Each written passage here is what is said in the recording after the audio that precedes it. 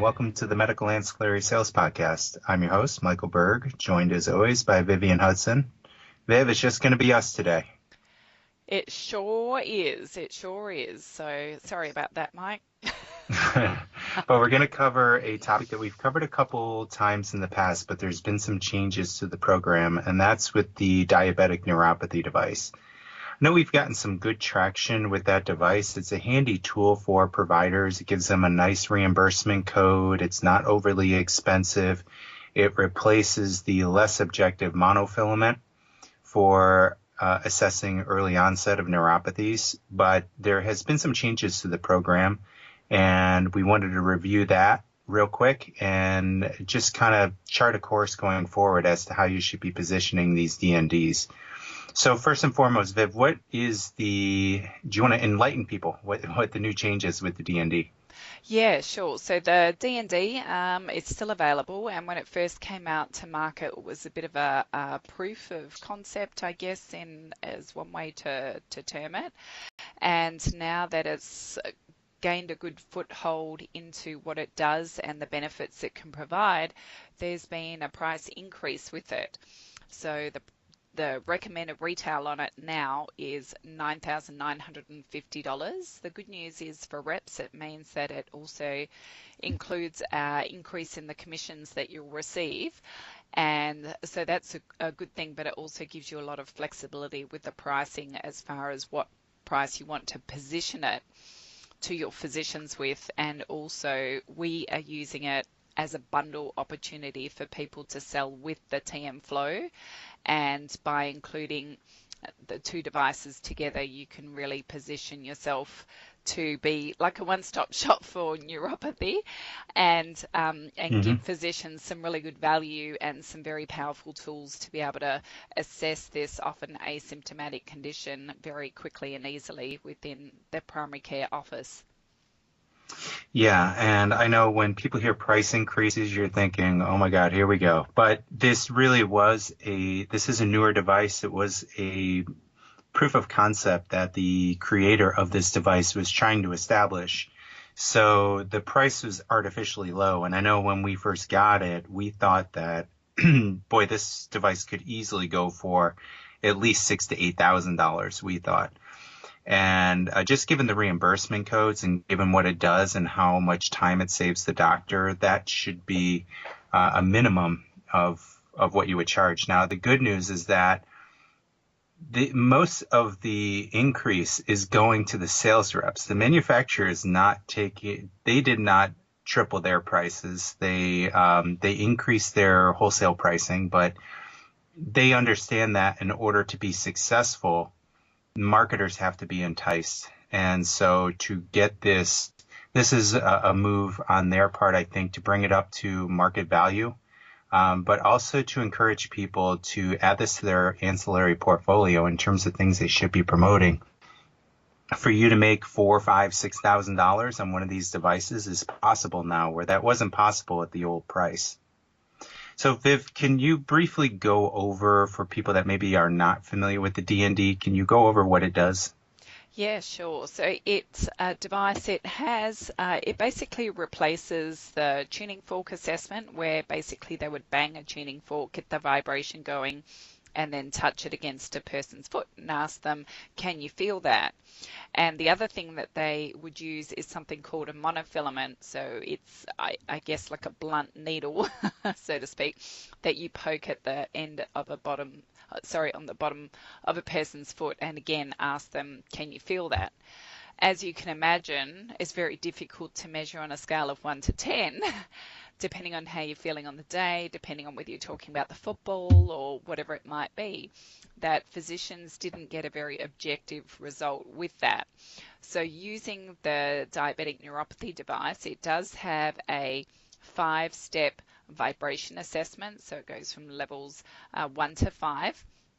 So it's very easy for a physician to touch that against a person's foot. So you would typically start at the lowest setting and then work your way up to number 5 to find out what the what the vibration sensation was on the person's foot, and then it also has a temperature differentiator.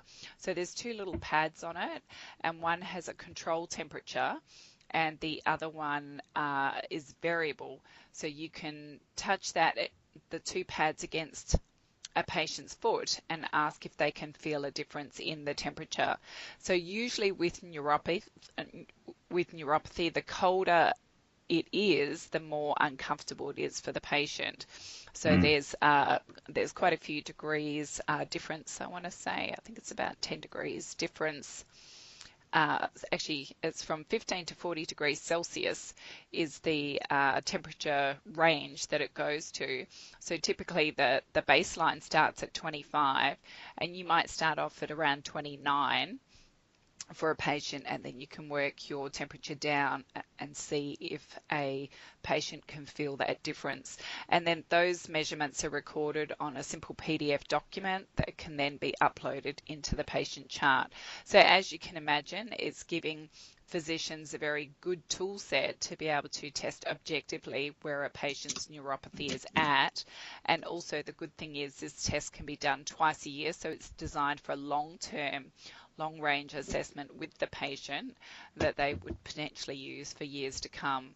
So it's something that I think a lot of diabetics, they say now it's anywhere, depending on what you read, as 25 to 50% of newly diagnosed diabetics have already got some level of neuropathy, which is quite alarming when you know how many diabetics are out there.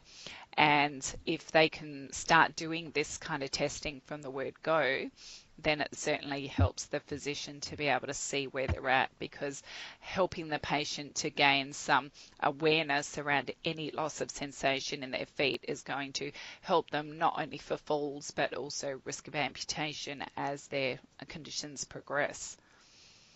Well, Viv, I couldn't have put it any better. That's a very good dissertation on the program itself. This is a great bundle program, as you said.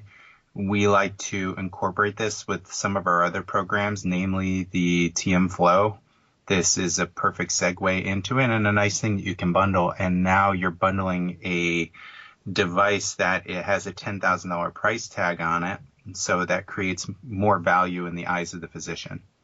So I couldn't have said it any better myself, Viv. Yeah, thanks. So the test is pretty quick for a physician to do. Like, the physician doesn't have to do it. They can use one of their lower level staff members that's been trained in how to do it. So it only takes like 3 to 5 minutes to actually do the test, and it bills out on either an initial or follow-up foot exam along with a routine foot care exam. So there's 2 codes involved in each visit, and the reimbursements that they're going to get on those are $110 to $140, and that can be billed twice a year. So for an initial patient, a physician's looking at around $250 for the first year testing with this particular device, and those codes are G0245 or G0246, and that will depend off whether it's an initial or a follow-up, and then that's billed alongside the G0247 code, which is the routine foot care examination. So between those codes, it's a nice tool, so they can get a very rapid return on investment with it as well, even with the increased price.